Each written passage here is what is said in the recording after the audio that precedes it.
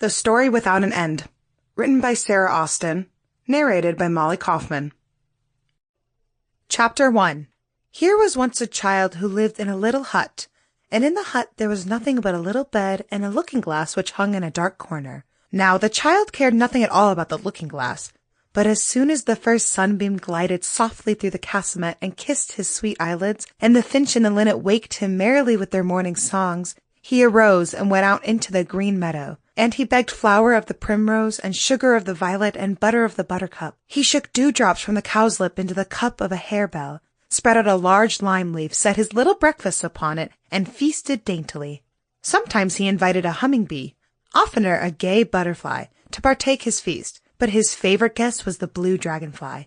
The bee murmured a great deal, in a solemn tone, about his riches, but the child thought that if he were a bee, heaps of treasure would not make him gay and happy, and that it must be much more delightful and glorious to float about in the free and fresh breezes of spring, and to hum joyously in the web of the sunbeams, than, with heavy feet and a heavy heart, to stow the silver wax and the golden honey into cells. To this the butterfly assented, and he told how once on a time he too had been greedy and sordid, how he had thought of nothing but eating, and had never once turned his eye upwards to the blue heavens. At length, however, a complete change had come over him, and instead of crawling spiritless about the dirty earth, half dreaming, he all at once awakened as out of a deep sleep, and now he would rise into the air, and it was his greatest joy sometimes to play with the light, and to reflect the heavens in the bright eyes of his wings, sometimes to listen to the soft language of the flowers and catch their secrets.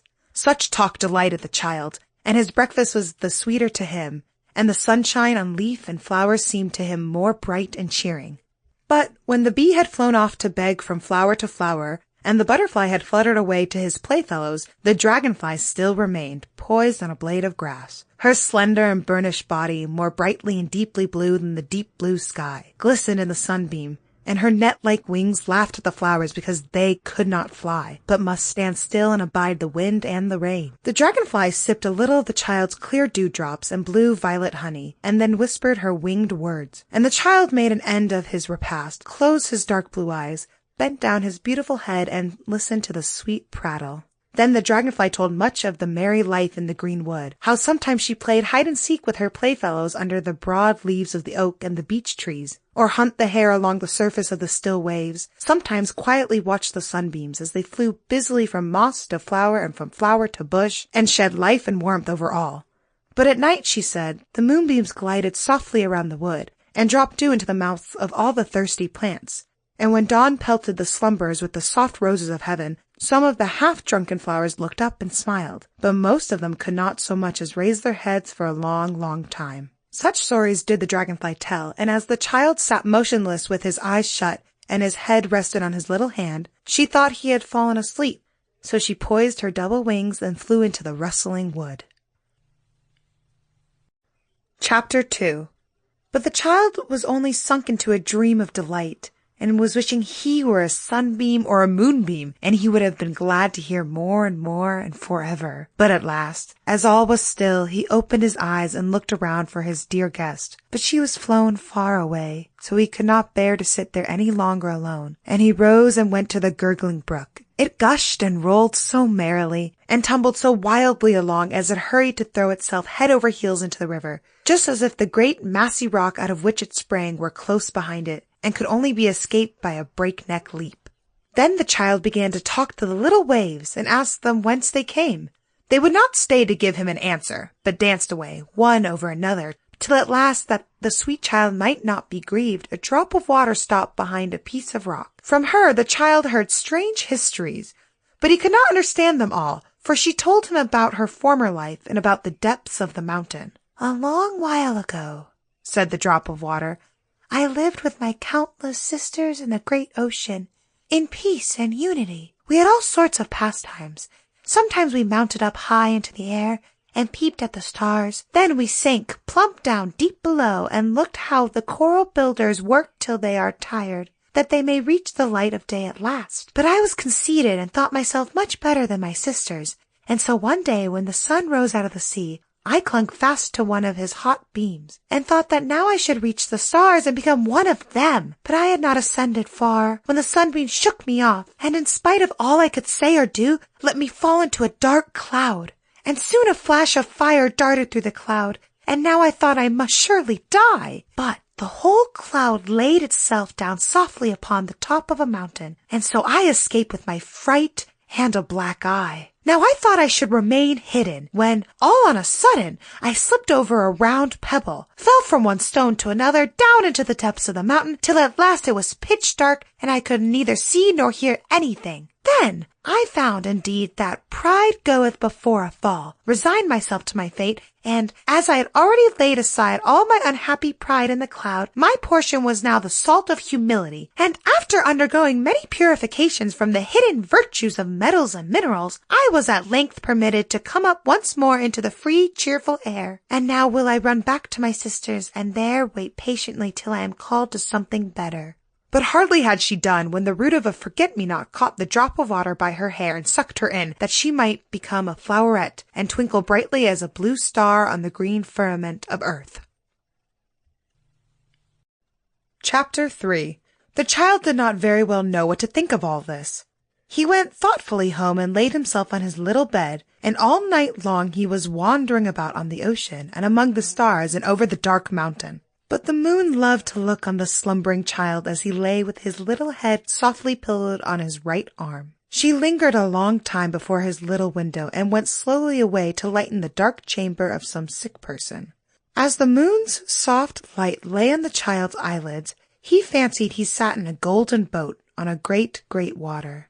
Countless stars swam glittering in the dark mirror. He stretched out his hand to catch the nearest star, but it had vanished, and the water sprayed up against him. Then he saw clearly that these were not the real stars. He looked up to heaven and wished he could fly thither. But in the meantime the moon had wandered on her way, and now the child was led in his dream into the clouds, and he thought he was sitting on a white sheep, and he saw many lambs grazing around him. He tried to catch a little lamb to play with, but it was all mist and vapor, and the child was sorrowful, and wished himself down again in his own meadow, where his own lamb was sporting gaily about. Meanwhile the moon was gone to sleep behind the mountains, and all around was dark. Then the child dreamt that he had fell down into the dark, gloomy caverns of the mountain, and that he was so frightened that he suddenly awoke, just as morning opened her clear eye over the nearest hill.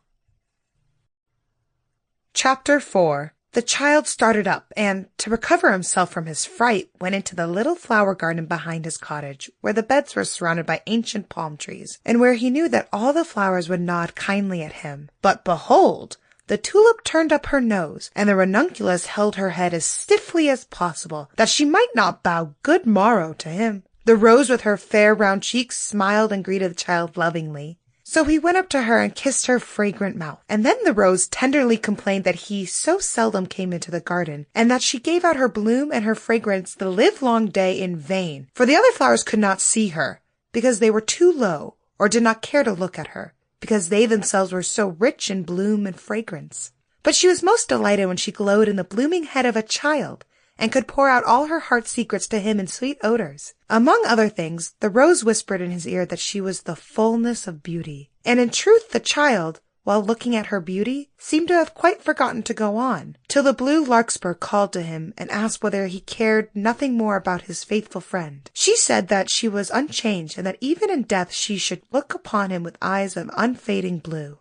The child thanked her for her true-heartedness and passed on to the hyacinth, who stood near the puffy, full-cheeked, gaudy tulips. Even from a distance the hyacinth sent forth kisses to him, for she knew not how to express her love. Although she was not remarkable for her beauty, yet the child felt himself wondrously attracted by her, for he thought no flower loved him so well. But the hyacinth poured out her full heart and wept bitterly, because she stood so lonely. The tulips indeed were her countrymen, but they were so cold and unfeeling that she was ashamed of them. The child encouraged her, and told her that he did not think things were so bad as she fancied. The tulips spoke their love in bright looks, while she uttered hers in fragrant words, that these, indeed, were lovelier and more intelligible, but that the others were not to be despised. Then the hyacinth was comforted, and she said she would be content, and the child went on to the powdered auricula, who, in her bashfulness, looked kindly up to him, and would gladly have given him more than kind looks had she had more to give.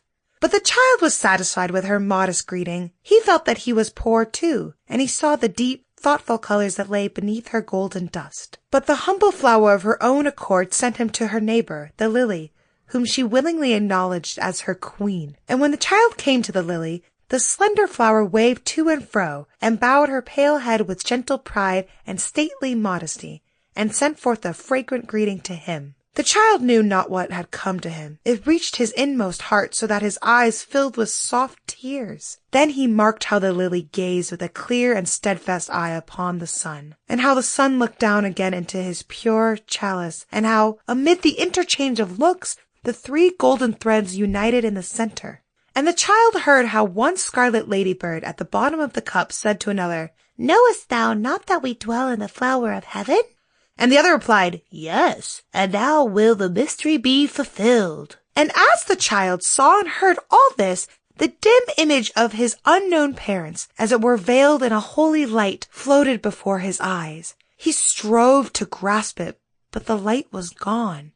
And the child slipped and would have fallen had not the branch of a currant bush caught and held him. And he took some of the bright berries for his morning's meal, and went back to his hut and stripped the little branches.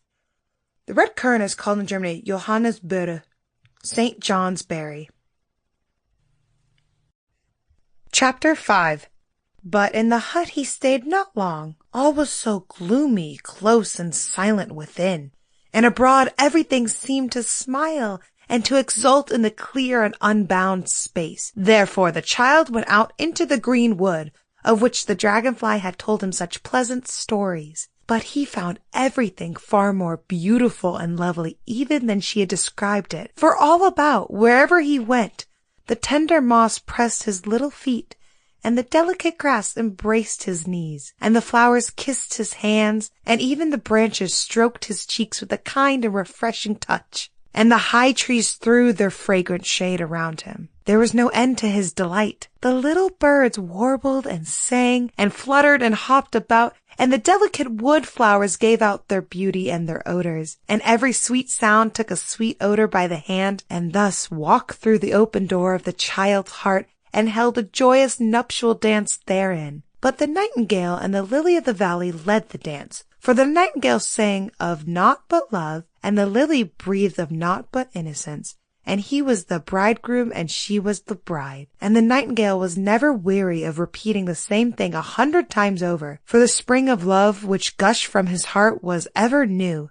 And the lily bowed her head bashfully, that no one might see her glowing heart. And yet the one lived so solely and entirely in the other, that no one could see whether the notes of the nightingale were floating lilies, or the lily's visible notes falling like dewdrops from the nightingale's throat. The child's heart was full of joy, even to the brim.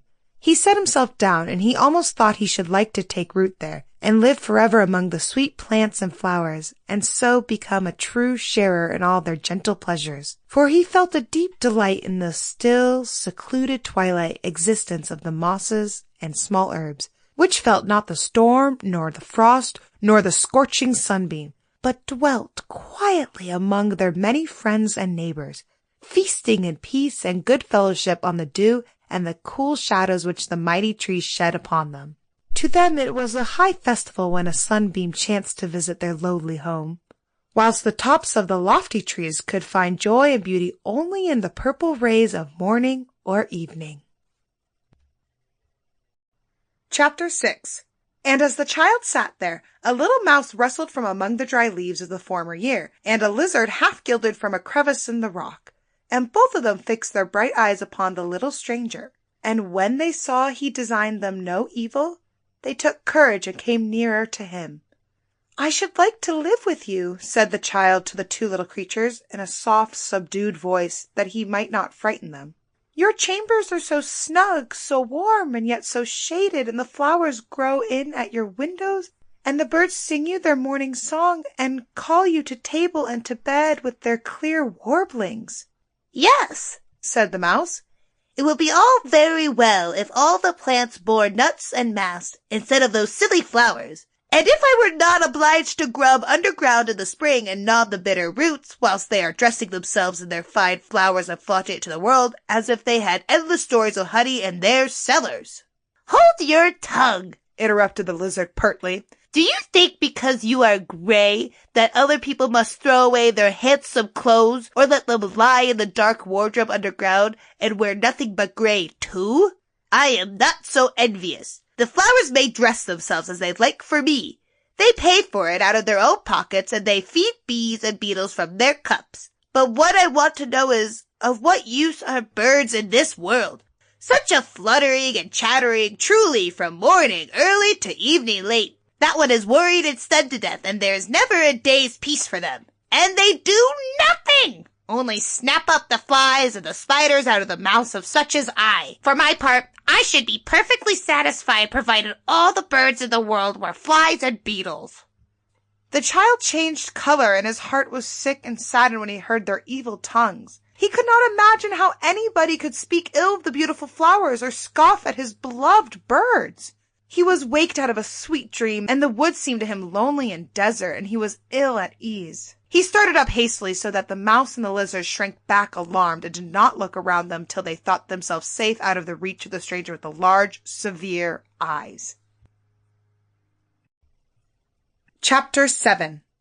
But the child went away from the place, and as he hung down his head thoughtfully, he did not observe that he took the wrong path, nor see how the flowers on either side bowed their heads to welcome him, nor hear how the old birds from the boughs and the young from the nests cried aloud to him, "God bless thee, our dear little prince!"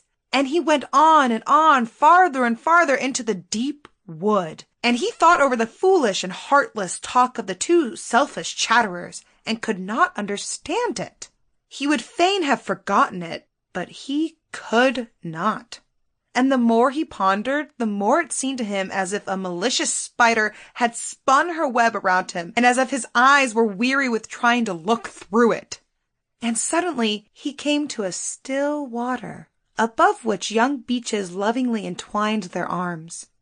He looked in the water, and his eyes were riveted to it as if by enchantment.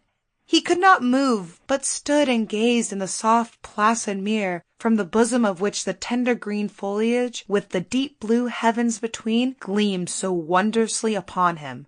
His sorrow was all forgotten, and even the echo of the discord in his little heart was hushed. That heart was once more in his eyes, and fain would he have drunk in the soft beauty of the colors that lay beneath him, or have plunged into the lovely deep. Then the breeze began to sigh among the tree-tops. The child raised his eyes and saw overhead the quivering green and the deep blue behind it, and he knew not whether he were waking or dreaming. Which were the real leaves in the real heaven? Those in the depths above or in the depths beneath? Long did the child waver, and his thoughts floated in a delicious dreaminess from one to the other, till the dragonfly flew to him in affectionate haste, and with rustling wings greeted her kind host. The child returned her greeting and was glad to meet an acquaintance with whom he could share the rich feast of his joy. But first he asked the dragonfly if she could decide for him between the upper and the nether, the height and the depth. The dragonfly flew above and beneath and around, but the water spake, "The foliage and the sky above are not the true ones.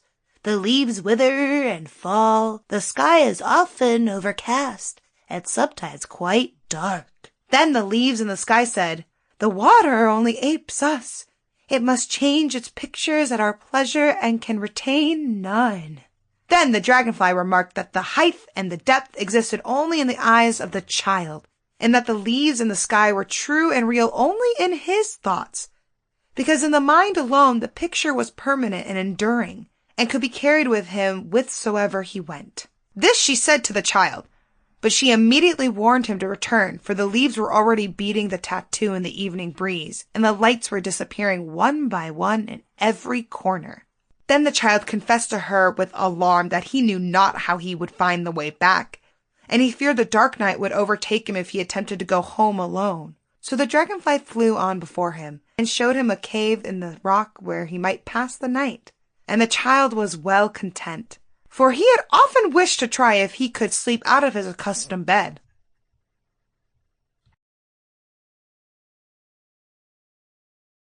Chapter 8.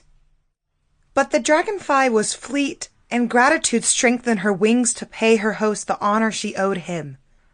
And truly in the dim twilight good counsel and guidance were scarce. She flitted hither and thither without knowing rightly what was to be done, when, by the last vanishing sunbeam, She saw hanging on the edge of the cave some strawberries who had drunk so deep of the evening red that their heads were quite heavy. Then she flew up to a harebell who stood near, and whispered in her ear that the Lord and King of all the flowers was in the wood, and ought to be received and welcomed as beseemed his dignity.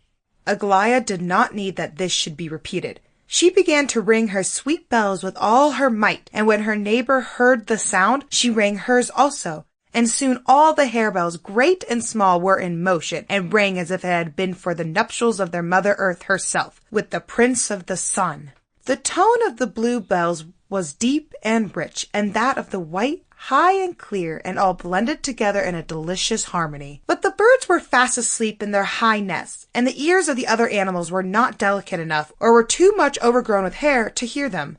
The fireflies alone heard the joyous peal, for they were akin to the flowers, through their common ancestor, light. They inquired of their nearest relation, the lily of the valley, and from her they heard that a large flower had just passed along the footpath, more blooming than the loveliest rose, and with 2 stars more brilliant than those of the brightest firefly, and that it must needs to be their king. Then all the fireflies flew up and down the footpath, and sought everywhere, till at length they came, as the dragonfly had hoped they would, to the cave. And now, as they looked at the child, and every one of them saw itself reflected in his clear eyes, they rejoiced exceedingly, and called all their fellows together, and alighted on the bushes all around. And soon it was so light in the cave, the herb and grass began to grow as if it had been broad day. Now, indeed, was the joy and triumph of the dragonfly complete.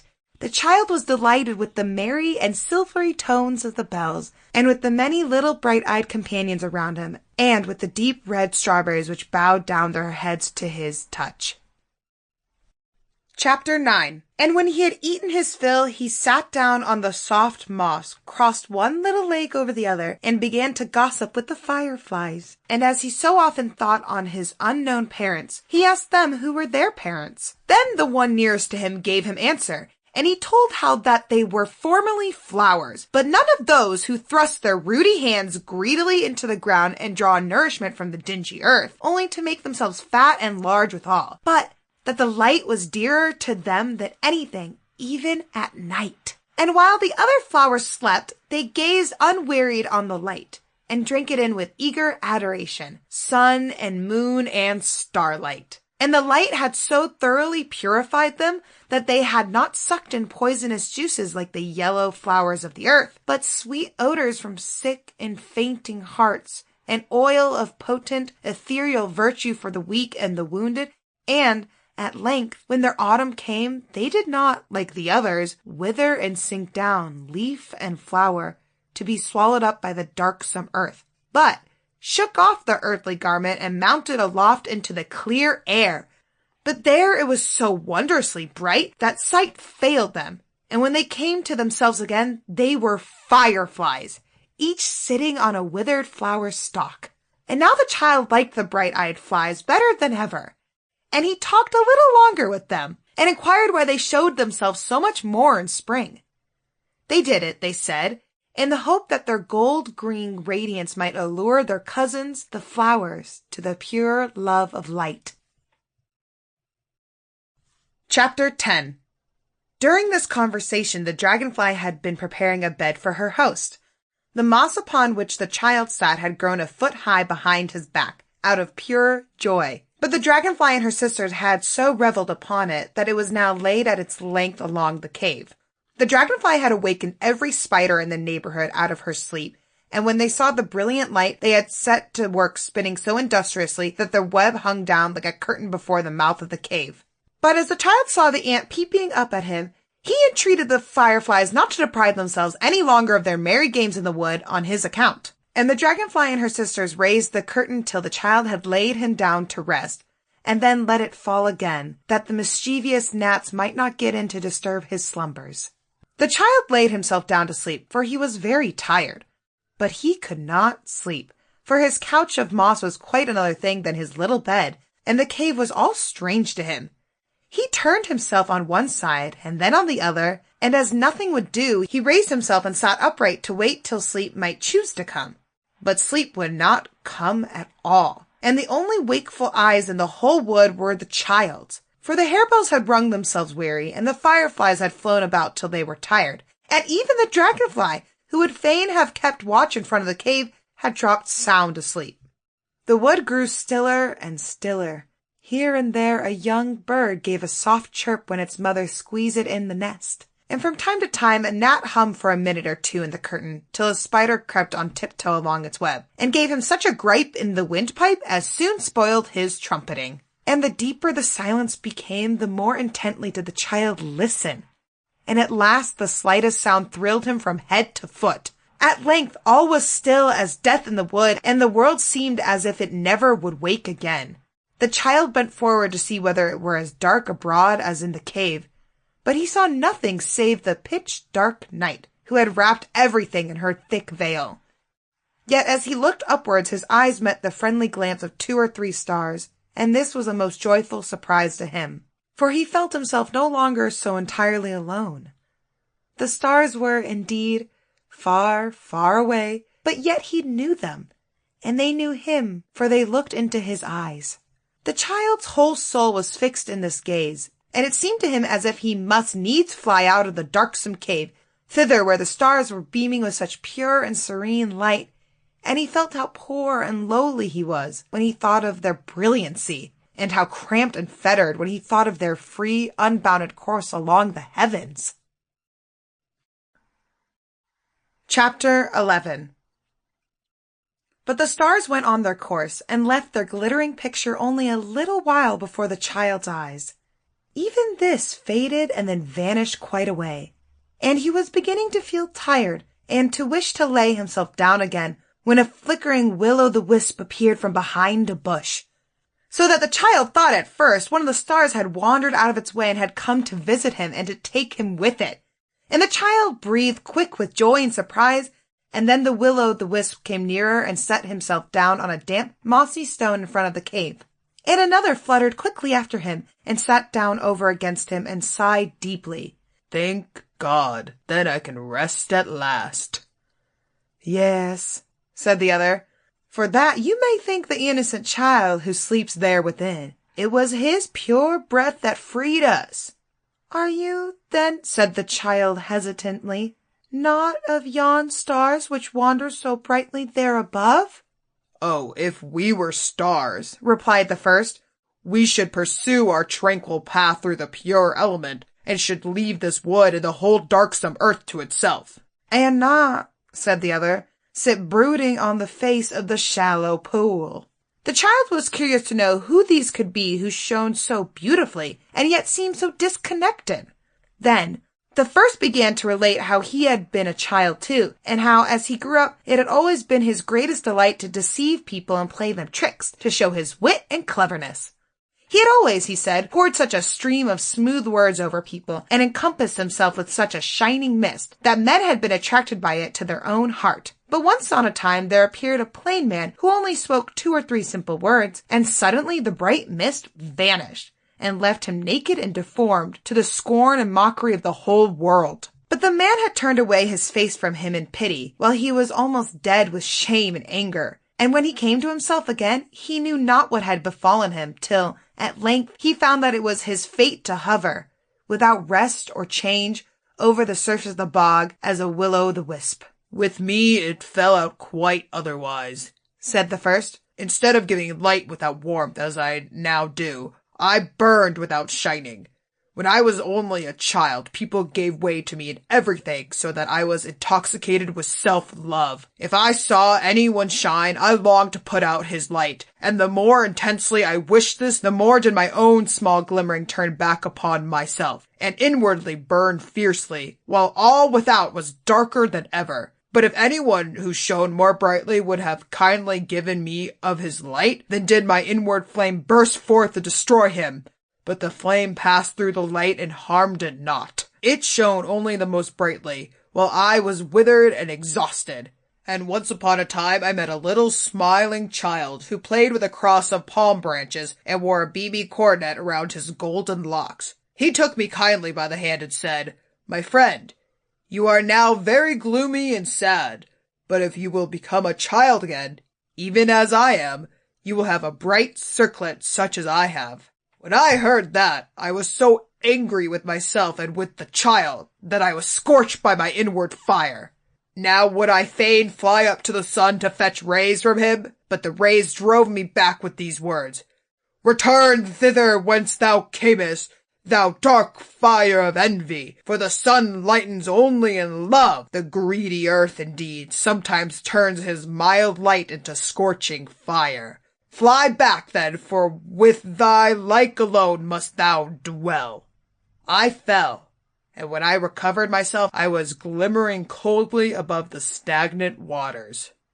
While they were talking, the child had fallen asleep, for he knew nothing of the world nor of men, and he could make nothing of their stories. Weariness had spoken a more intelligible language to him. That he understood, and had fallen asleep. Chapter 12. Softly and soundly he slept till the rosy morning clouds stood upon the mountain, and announced the coming of their Lord, the sun. But as soon as the tidings spread over field and wood, the thousand-voiced echo awoke, and sleep was no more to be thought of.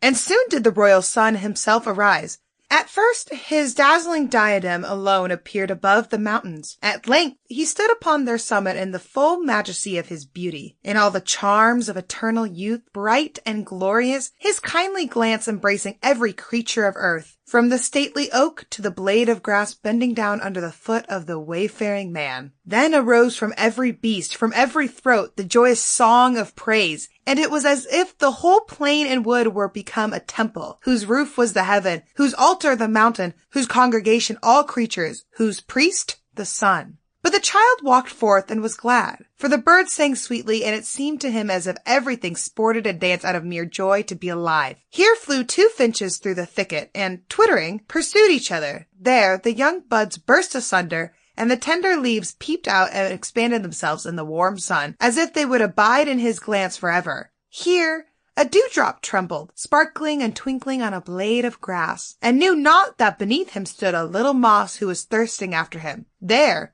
troops of flies flew aloft, as if they would soar far, far over the wood, and so all was life and motion, and the child's heart joyed to see it. He sat down on a little smooth plot of turf, shaded by the branches of a nut bush, and thought he would now sip the cup of his delight, drop by drop. And first he plucked down some brambles which threatened him with their prickles. Then he bent aside some branches which concealed the view. Then he removed the stones so that he might stretch out his feet at full length on the soft turf. And when he had done all this, he bethought himself what was yet to do, and he found nothing. He stood up to look for his acquaintance, the dragonfly, and to beg her to guide him once more out of the wood into the open fields. About midway he met her, and she began to excuse herself for having fallen asleep in the night. The child thought not of the past, were it even but a minute ago, so earnestly did he now wish to get out from among the thick and close trees, for his heart beat high, and he felt as if he could breathe freer in the open ground. The dragonfly flew on before and showed him the way as far as the outermost verge of the wood, whence the child could upsee his own little hut, and then flew away to her playfellows. Chapter 13. The child walked forth alone upon the fresh, dewy cornfield. 1,000 little suns glittered in his eyes, and a lark soared warbling above his head.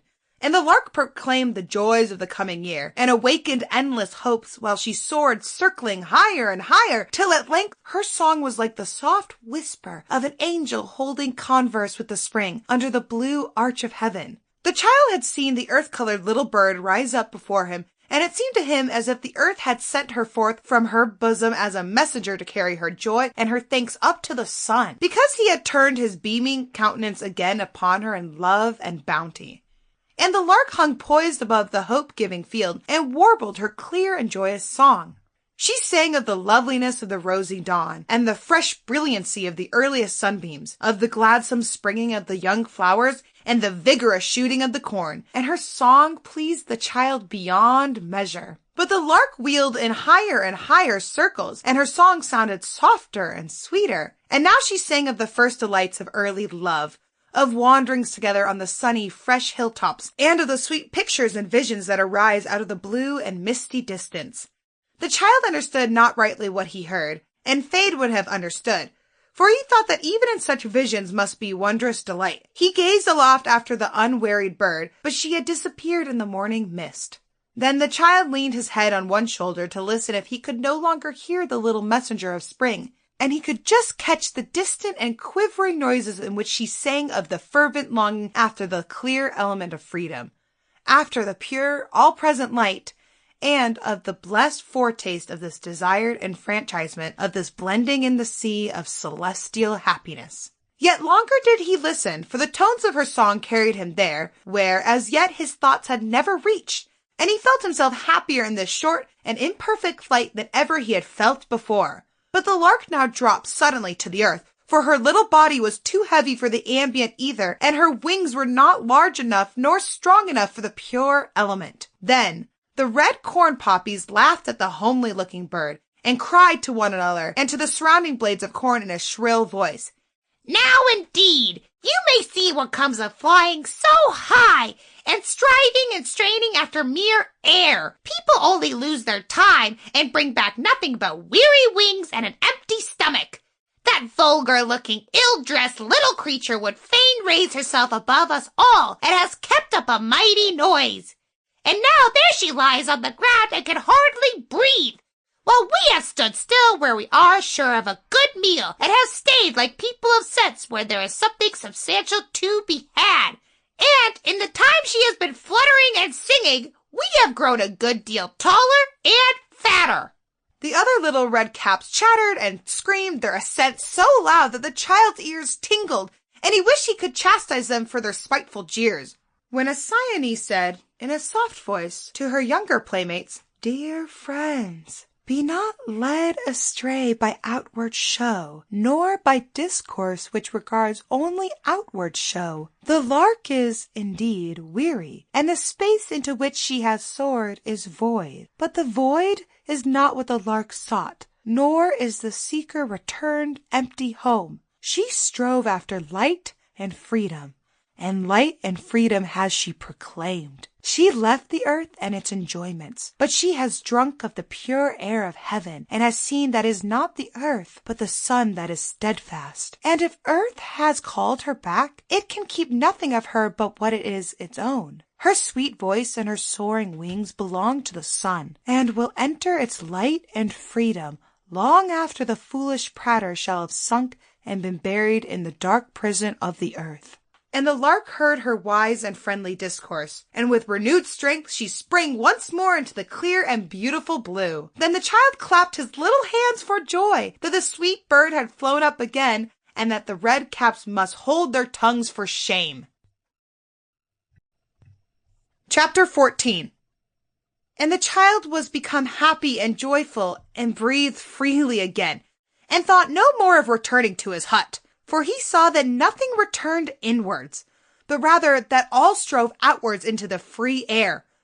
The rosy apple blossoms from their narrow buds, and the gurgling notes from the narrow breast of the lark. The germs burst open the folding doors of the seeds, and broke through the heavy pressure of the earth in order to get at the light. The grasses tore asunder their bands, and their slender blades sprung upwards. Even the rocks were become gentle, and allowed little mosses to peep out from their sides, as a sign that they would not remain impenetrably closed forever. And the flowers sent out color and fragrance into the whole world, for they kept not their best for themselves, but would imitate the sun and the stars, which poured their warmth and radiance over the spring. And many a little gnat and beetle burst the narrow cell in which it was enclosed, and crept out slowly, and, half asleep, unfolded and shook its tender wings, and soon gained strength, and flew off to untried delights. And as the butterflies came forth from their chrysalids in all their gaiety and splendor, so did every humbled and suppressed aspiration and hope free itself, and boldly launch in the open and flowing sea of spring. The end.